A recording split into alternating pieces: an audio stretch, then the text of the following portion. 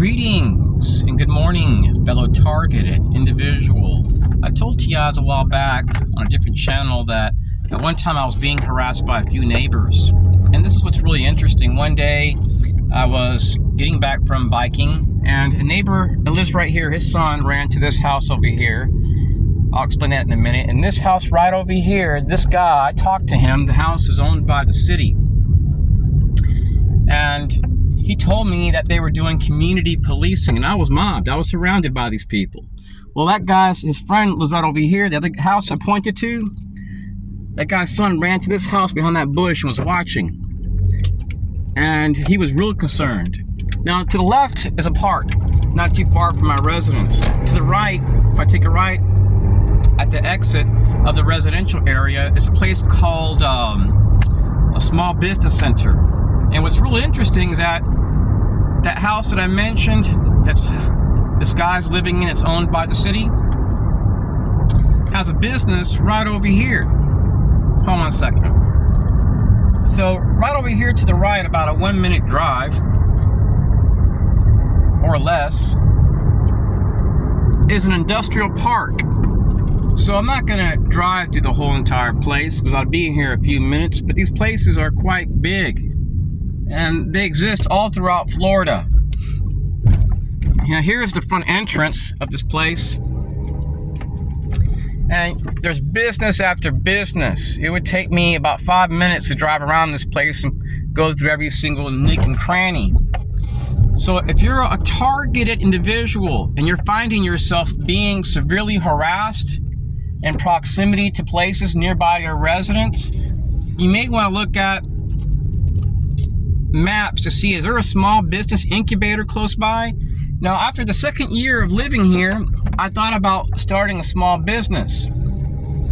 So I seen an ad online. I thought, I'll just check it out to see how much it would cost to have a business in one of these offices over here. So the guy at the main office for this place asked me, he says, "Are you interested in defense contracting?" I'm like, "No, I'm not. I don't want to work with the government." So I'm headed back right now towards to the left, and my house is down this road to the left, about less than a minute away. So I want you guys to imagine right now that you're leaving your house, you take a left, you're driving to a local park, and it's just nature there. It's just nothing but a walking trail which goes in a circle filled with massive oak trees. You're just there to enjoy the moment, to stay healthy. And you discover that every time you go there, a group of people, it can be like 12 cars, all the same model, show up, doing odd stuff, all reversing simultaneously, walking up to you going, doing stuff that's really odd. Wouldn't that make you feel uncomfortable? And I used to pass by this guy's house when I would go e-biking down to this park. And any day I would pass by, he would come outside wearing a blue shirt. It didn't matter if it was 11 o'clock, 2 o'clock, 4 o'clock. And I confronted him in a polite manner to ask him, what was going on. He didn't say anything. But we had a casual conversation. He laughed quite a bit. I did too. We had a good time chatting. And then it stopped. So I started experiencing weird stuff on this trail. At the front entrance of where I live at, the first few years I lived here, I would notice a U.S. government vehicle pulling off the side of the road right at the front entrance of where I lived at. And then 8 hours later, it would show up again. It'd be pulling off the road right as I arrived. So whoever these people were, they were utilizing the same strategies and tactics that I reported when I lived in Texas, when I lived in Florida prior, Albuquerque, New Mexico. So this has to be the same federal agency. Now, the park that I used to love to come to is right over here. And what I discovered was some of these groups work in shifts. They may try to call this community policing. It's not community policing. They're harassing people. Now, this activity is very clandestine. You may notice that some of these role players and surveillance workers may have portable bikes that fold up. They will typically make, I would say, from what I've been seeing, from 120,000, like 80,000 to over $120,000 a year. Now, I mentioned this skit, which I had experienced before with family. Now, imagine right now you park your car. You park your vehicle, turn off your car, and a car parks right next to you. And let's say that once you get right here, the lady that parks next to you jogs, doesn't about face, whistles, and goes back into her car. Well, technically, that's not considered a crime. But let's say that happens 20 times a month. Every day you go biking. You have some group of people that confront you, park their car, and go, psst. Well, that would be a sign of harassment. But here's the problem with this. That if you were to go to police with this, and you had it recorded, and you were able to prove that all these people are tied to a local civic group, your matter is considered a civil matter.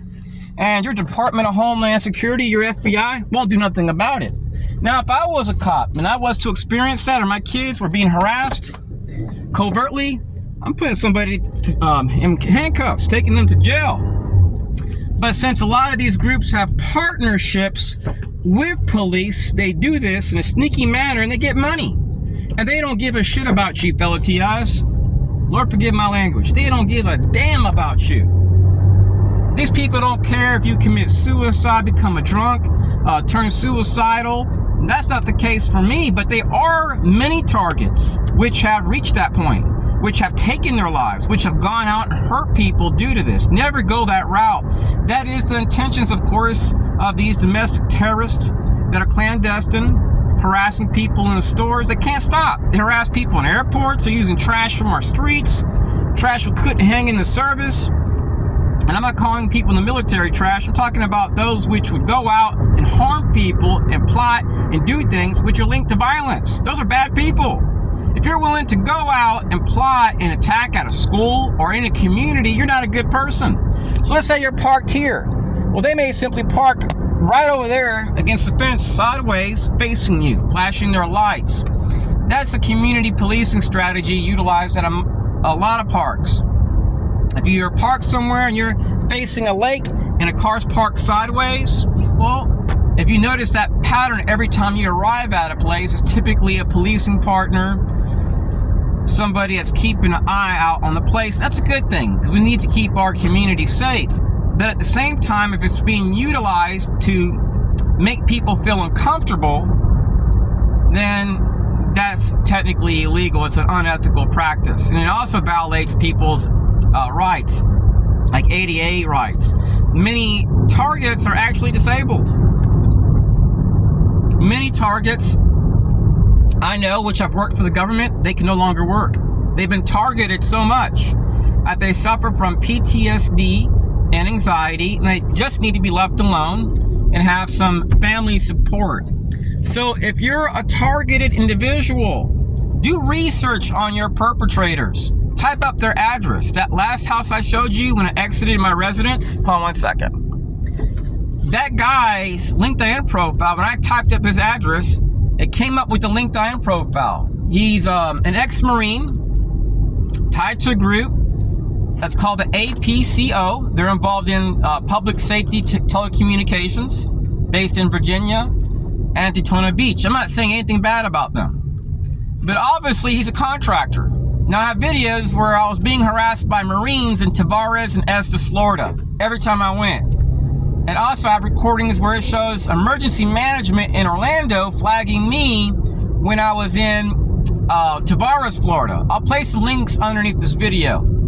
So, the guy has a small business, small cleaning business, lives in a house owned by the city. It's not a HUD house. Two politicians have lived there prior. And if you're being harassed by kids, some of these VFWs, these people are filled with the sweetest people you could imagine. But when they're told something bad about you, all it takes is one or two people. And some of these VFWs, they are daycare centers for veterans. And you may notice that sometimes these kids, which have harassed you in your neighborhood, you're trying to figure out why they're doing it. Well, it's because sometimes somebody puts a word out about you or pays their family some money saying, hey, we got a guy in this area. do this, do that, because they are actually National Security Agency contractors. It's listed online as that. So that means the FBI, CIA, etc. can use them, can outsource to them to target an American. So every state you'll go to, you're going to experience the same exact thing. Most likely, if you're a TI, I would say about 95% of TIs I know have been targeted state by state. The rest, it's been strictly based on a local level, and then it ends when they leave. But about 95% experience it elsewhere. If you ever leave your county, let's say you live in Austin, Texas. In my case, I live in the Orlando, Florida metro area. And let's say you drive to another town 30 miles away. If it occurs there and you're flagged, well, if you move to any other state, it's going to occur. That's been what I have seen. Now, you could be at a restaurant in Texas. It was every time I ate with family. I would notice multiple vehicles with public safety stickers. I would be harassed by FBI resources, InfraGard, FBI field agents. They do gang stalk people. They do harass people. It's not an investigation. They're persistent because they're sick.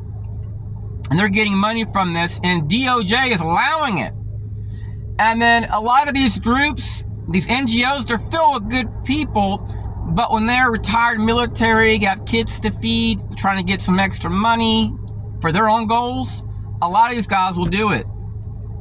Because in their minds, oh, I'm helping the government. We're going after a bad person or a dangerous person. And some of these people have top secret clearances when they were in the military. So whatever they're told from the FBI or whatever, they'll relay that information down in the community. And by law, guess what? They cannot mention who told them this stuff, or it could harm them, or they could go to prison.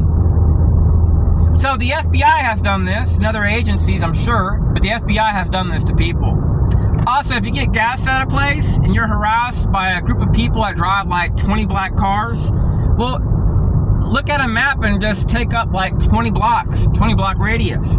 Go down every single street. If it happens systematically, it's typically because you're dealing with a group of business owners. This happened to me, and I located a site, a plaza, and they're all business owners. Every last one of them.